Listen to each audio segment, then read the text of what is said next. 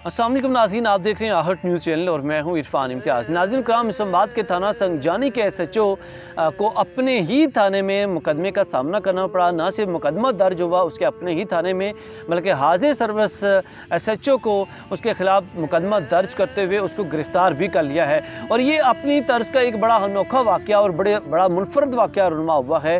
और इससे साबित होता है कि अदालती निज़ाम अगर चाहे तो किस कदर जो मुलज़िम हैं या इस कदर जो मुजरिम हैं जो मुख्तलिफ़ इदारों की शक्ल में छुपे हुए हैं, तो उनको जो है वो पकड़ते हुए नहीं छोड़ता, अगर अदालती निज़ाम हमारा अगर चाहे तो। अच्छा, ये वाक़या रुनुमा हुआ है इस्लामाबाद के थाना संजानी में। और आसिम ज़ैदी जिस SHO का नाम है, अपने ही थाने में उसके ख़िलाफ़ मुकदमा दर्ज हुआ और फिर उसको फिर गिरफ़्तार कर लिया गया है। उसकी वजह क्या बनी? उसकी वजह ये बनी है कि कश्मीर से ताल्लुक़ रखने वाले दो नौजवान, जिनका नाम मोहम्मद सईद और शहबाज शरीफ बताया जा रहा है, उनको 19 रोज़ जो है हिफ्स बेजा में उसको जो है वो गैर कानूनी तौर पर जो है वो कैद रखा गया है इस SHO की जानिब से।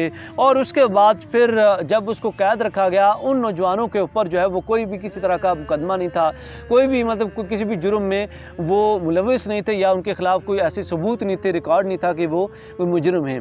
अच्छा, उसके बाद ये हुआ कि जब उसने गिरफ़्तार किया, 19 दिन गिरफ़्तार किए रखा, फिर उनके जो वरसा थे उन दोनों नौजवानों जिनका ताल्लुक़ जो है वो कश्मीर से था, मोहम्मद सईद और शहबाज शरीफ की जो वरसा थे, उन्होंने अदालत से रुजू किया और अदालत में उन्होंने 19 सितंबर को रुजू किया। और उसके बाद जैसे ही उन लोगों ने अदालत से रुजू किया तो उसी रोज़ उस SHO पुलिस एहलकार ने, उस SHO ने जिसका नाम आसिम ज़ैदी है, उसने अपने ही थाने में ये किया कि झूठा मुकदमा दर्ज कर दिया और मुकदमे में उसने डकैती की वारदात जो है वो शामिल कर दी कि ये नौजवान जो है वो डकैती में मुलविस थे। लेकिन बाद में जब इसके ख़िलाफ़ पूरी तहकीक की गई, अदालत क्योंकि इस पर इन्वॉल्व हो चुकी हुई थी, और जब इसके ख़िलाफ़ तहकीक की गई तो पता चला कि वो झूठा मुकदमा था।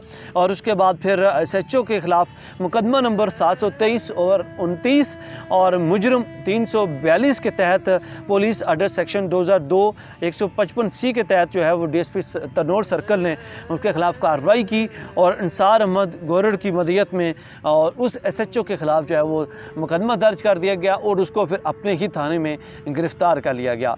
और ये बड़ा अप्रिशिएटेबल स्टेप है हमारी अदालत की जानिब से, और उस DSP सर्कल को अप्रिशिएट करते हैं कि जो कि अपने इदारे में छुपे इस तरह की भेड़िया शक्ल के लोगों को, उनके ख़िलाफ़ जो है वो कैंपेन कर रहे हैं।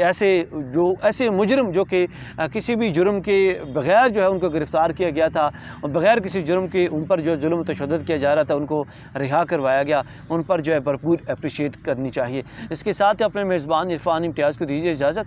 अल्लाह ने के बाद।